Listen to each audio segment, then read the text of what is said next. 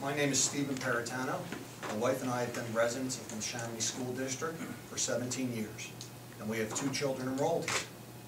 We believe in this cause, which is presented by the Taxpayers for a Fair Neshaminy School Budget. Neshaminy parents and taxpayers you see here today represent a portion of the majority that believes things in Neshaminy have been run amok. We speak out not to undermine the teaching profession, as accused, but to lift it up through responsibility and achievement. Choosing Neshaminy, my wife and I have enjoyed many good experiences towards our children while they have been students here. Unfortunately, there have also been low points, the most recent being implementing a second work-to-contract action by the NFT.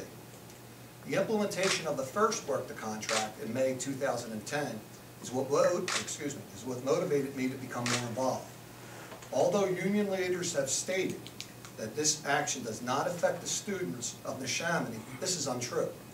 A work slowdown, that is, not performing your job to previous standards, is a form of striking.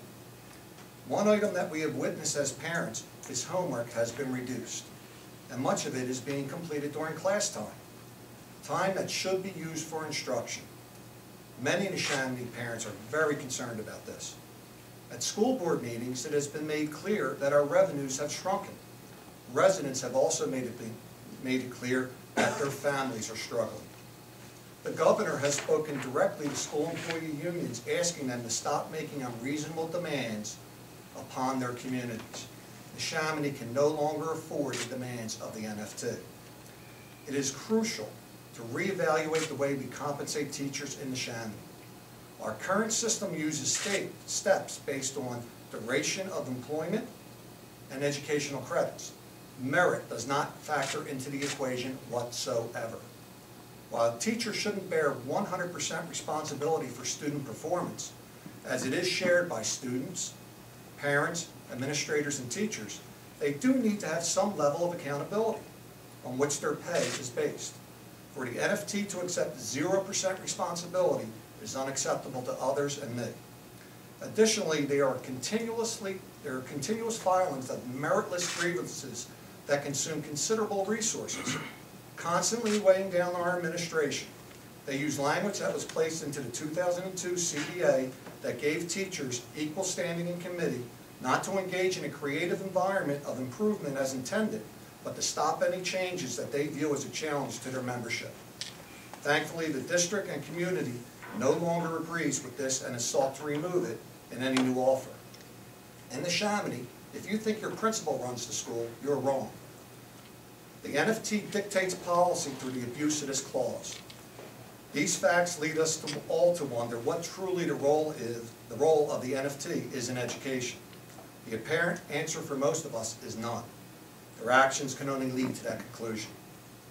The impasse with the Neshaminy Federation of Teachers is now going into its 4th year, and the NFT leaders continue to demand compensation far in excess of what our community can provide. If a new contract is not realigned with the realities of current times, it will sink our school district into non-existence. As the members of the NFT enjoy a 7-hour workday, 188.5 days of employment per year, and the most luxurious compensation package in the county, if not the state, Neshaminy students are not performing in a corresponding manner.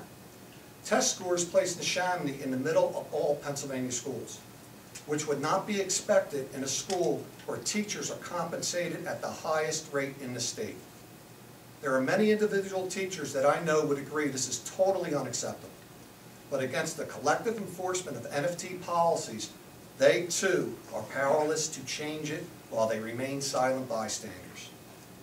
The NFT is finally engaged in the negotiation process, but has recently stalled these negotiations, stating that it has been crunching numbers for the last 6 weeks. After 4 years, it is puzzling to determine what numbers are still not understood.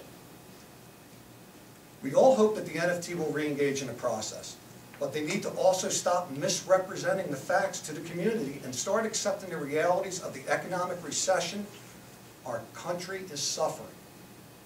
Teachers are a very important part of our community, and as such, we need them now to sacrifice to help our district's educational quality improve. That would go a long way toward mending the damage that has been done. But if the NFT rank and file continues to allow their current leaders to separate the profession from its goal of educating the children of Neshaminy, their reputations will continue to be damaged and more of their wages will be lost. To the teachers of Neshaminy, this community does respect you. This community does want you to make a respectable wage. But this community has limits, and they have been vastly exceeded. You all know the realities. Please accept them for the sake of our district, our community, and the children that you serve.